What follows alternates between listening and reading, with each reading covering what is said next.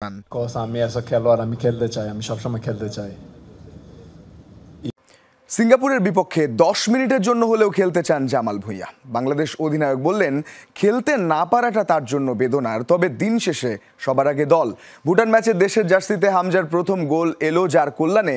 সেই জামাল কি সুযোগ পাবেন সিঙ্গাপুর ম্যাচের শুরুর একাদশে, নাকি মাঝ মাঠে হামজার সাথে জুটি বাঁধবেন শমিত? দেশের জার্সিতে হামজার প্রথম গোলের দৃশ্যটা এখনও তরতাজা। যতবার ঘুরে ফিরে আসবে সেই গোলের গল্প, ততবারই সামনে আসবেন ওই গোলের পেছনের রূপকার জামাল ভুঁইয়া। আলোর মশাল হাতে লাল সবুজের ফুটবলে সামনে থাকার মানুষ তিনিই। প্রথম প্রবাসী ফুটবলার হিসেবে ডেনমার্ক থেকে এদেশে এসে হয়ে উঠেছিলেন ভরসার নাম। তবে সময়ের খেলায় সেই জামাল এখন প্রিয় জার্সিতে খেলতে না পারার বেদনার গল্প শোনান। আমি এসা খেলোয়াড়, আমি খেলতে চাই, আমি সবসময় খেলতে চাই। Even if I get 10 minutes or if I get 60 minutes or whatever I get, আমি খেলতে চাই.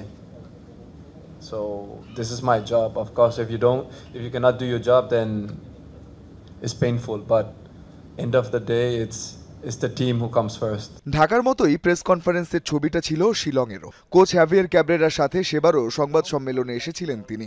কিন্তু মার্চে ভারতের বিপক্ষে সেই ম্যাচে 1 মিনিটের জন্যও খেলার সুযোগ পাননি JB6। এরপর ভুটানের সাথে সুযোগ পেয়েই ঘরের মাঠে হামজার প্রথম গোলের সারথি হলেন সেই জামাল।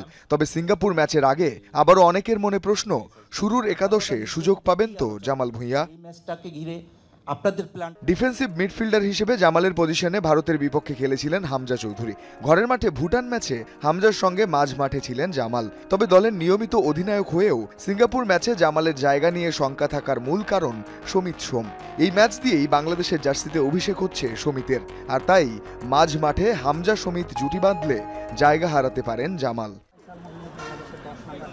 তাই তো এই বাস্তবতা জেনেই অন্তত 10 মিনিটের জন্য হলেও সিঙ্গাপুর ম্যাচে মাঠে নামার আকুতি জামাল ভুঁইয়ার। হয়তো দেশের মানুষকে আরও একটা গোল উৎসবে মাতিয়ে পেছনের গল্প হয়েই থাকতে চান টর্চ বেয়ারার মিস্টার জামাল। ভারত ম্যাচে নিজের পছন্দের খেলোয়াড়দের নামিয়ে তোপের মুখে পড়েছিলেন হাবিয়ার কাবরেরা। ভুটানের বিপক্ষে তাই প্রাধান্য দেন পাবলিক ডিমান্ড। ফাহমেদুল, কাজেম শাহ কিংবা তাজউদ্দিনদের সুযোগ দিয়ে হতাশ হননি এই স্প্যানিয়ার্ড।